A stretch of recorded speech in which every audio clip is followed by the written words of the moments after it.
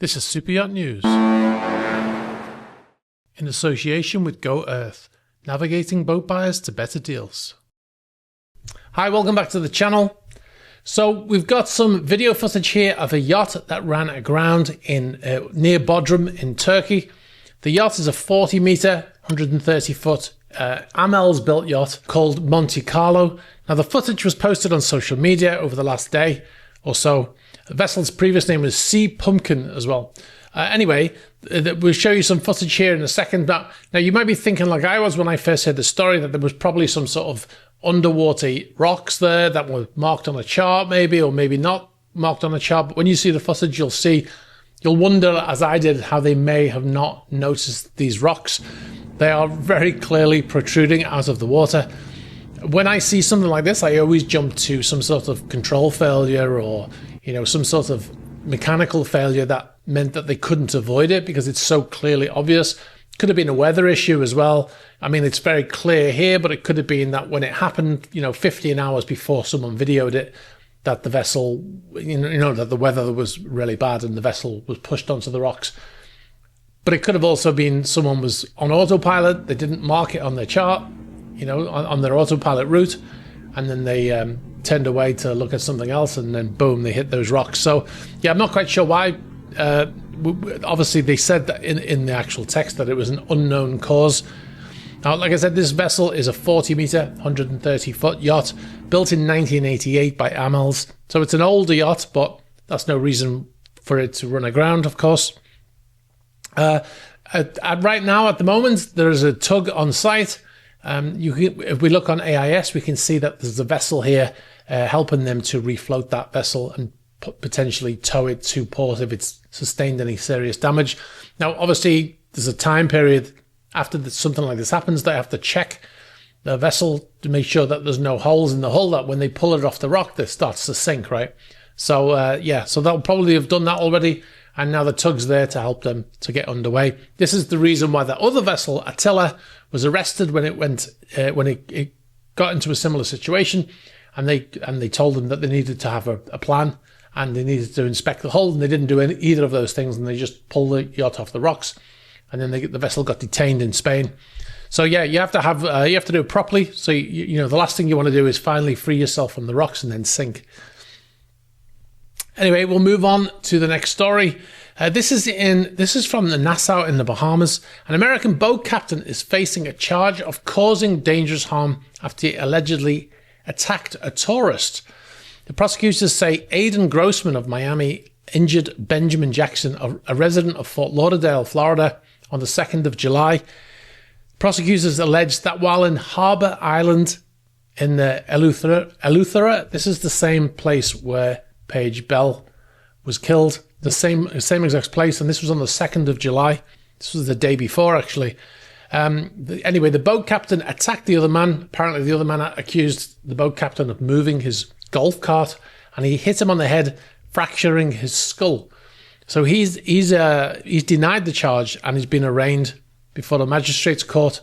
He's set a $10,000 bail on the condition he wears an ankle bracelet. So, and he's been arraigned until November the 5th.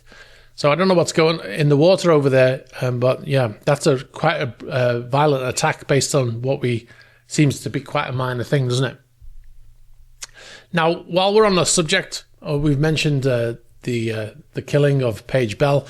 I just want to address some comments. Now, whenever I address comments, people then comment and say, you shouldn't talk about those comments. There's only a few of them and blah, blah, blah. But the way we look at it is for every person who comments, there's probably a number of people that are thinking the same thing, but they don't comment, right? So when we see a pattern of comments, we'd like to address it. There was a few things like, please add allegedly to your subject matter. This is for the video where we identified the person who was arrested. This guy has not been found guilty yet. This is what somebody said. Well, in the video, we said this is the photograph of the man who worked on board, not the other ones that have been circulating. We said this is the man that was found lying next to Paige Bell's body, and this is the man who was arrested and charged with murder. Those are all facts. They are not disputable, and they don't need alleged in front of them. So that's the answer on that first question. Now, there were a few others that said, like this one says, talking about UK law, and we can't comment on specifics in a running criminal ongoing investigation. Again, all we did was, like, the UK media has pointed out the person. They told the same story, and they pointed to photographs of this person who's allegedly killed Paige, and yet they had the wrong photographs. So we simply addressed the fact that they had the wrong photos. And then this other chap says, why post the photo anyway? Even if that person is guilty, seems like the authorities are in charge, and there's no added benefit of posting the picture of anyone who's sitting in jail already. That doesn't even make any sense.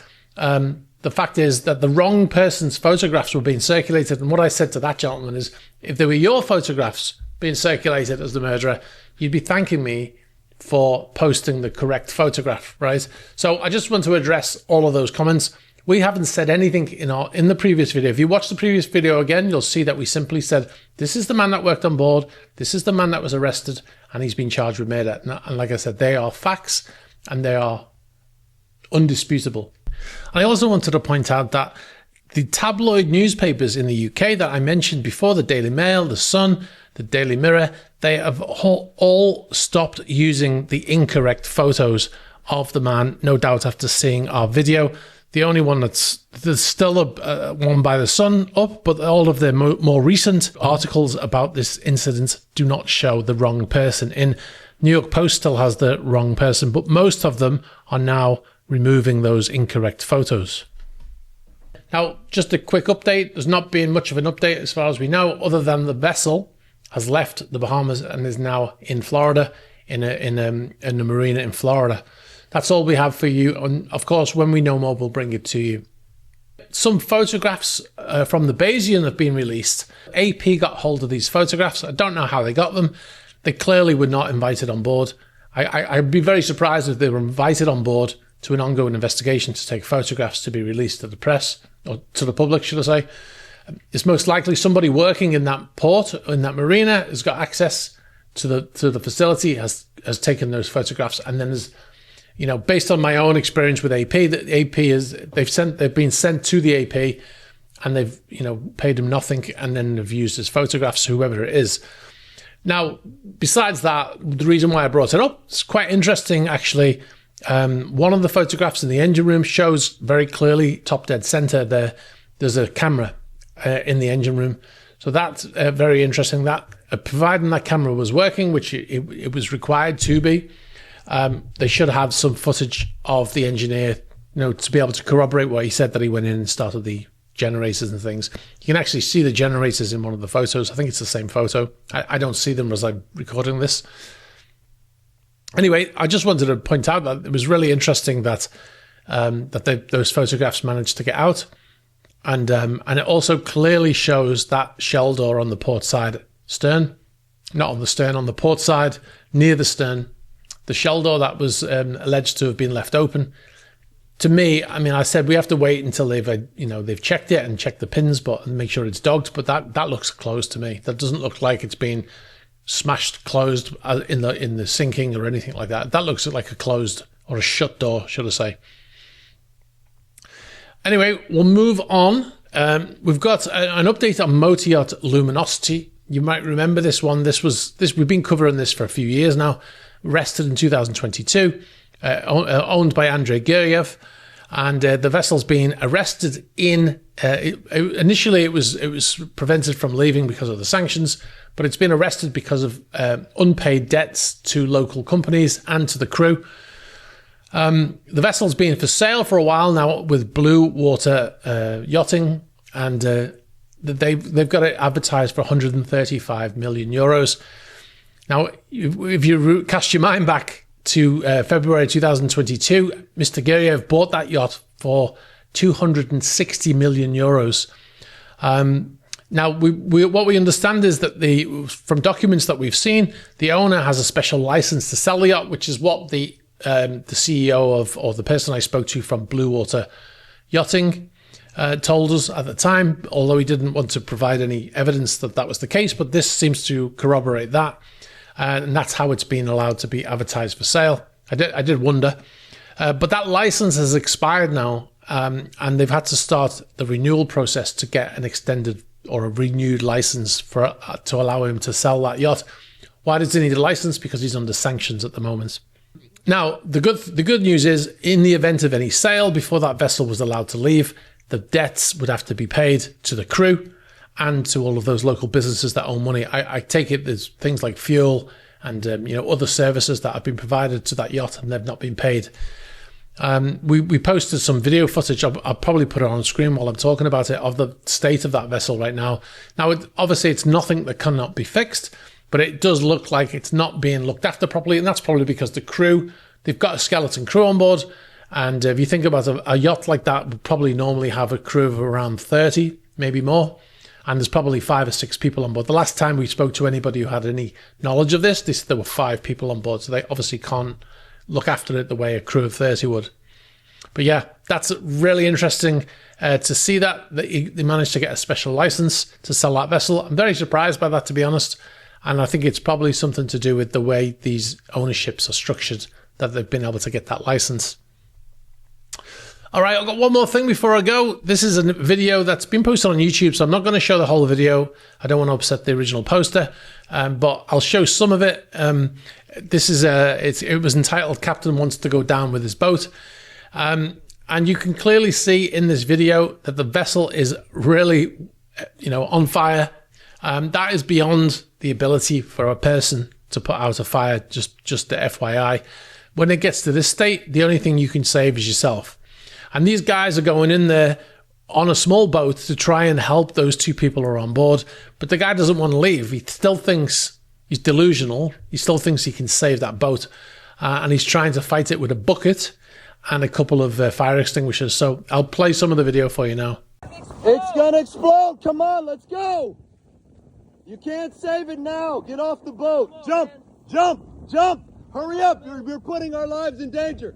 Get off now. Come on, let's go. Let's go. Let's go. Hurry up. Come on, come on, come on. You got to move faster. Move faster. No, no, no. You're going to be left here. You're going to go down with the ship. Let's go. Back up, Justin. Back up. I'm not dying for you, dude. We're coming to help you. Come on, let's go. Shut up. Get on. Wait. All right, bye. I understand. Stay with it. Stay with it. Stay with it. Stay with it. So yeah, that's a really crazy. And then at one point, the guy on board the yacht actually tells the guy shouting at him to shut up, and then the guy says, "Okay, I'm leaving." So when someone's trying to rescue you, be rescued is the key, because that boat was ready to explode. If they had any propane on board or any fuel or anything that was stored in containers or anything like that, it's just waiting to explode, right? So yeah, that vessel is beyond saving, even by a tug with proper firefighting equipment or something like that. They wouldn't be able to put that out quickly. So yeah, really interesting. All right, guys, I'll leave it there. Be sure to check us out on Patreon, patreon.com/eSysman. Got loads of videos on there. We're doing a video which should go out in the next day or two about how life rafts work. I've done a bit of a demo when I was on board a ferry as I was traveling home recently. We're going to have a look at how this is set up. I think there are 6 in total, and there'll be another 6 on the other side. That's going to go live on there soon. And there's loads of other videos on there as well. We do we do more than weekly updates. Almost every day we post some videos on there. So check it out, patreon.com/eSysman. And also, if you've got any information for us, please be sure to send it to us, the email address in the ticker. And if you've got videos or photos that you want to send in of any yachts around the world, then there's the link there. You can send it there. You don't need an account. You just there's a link in the description. You can click on that, and then it'll open a page. You just upload your photos or videos, and you send it to us. All right, guys, thanks very much for watching. Please be sure to like the video and all that jazz, and I'll catch you in the next one. Bye-bye.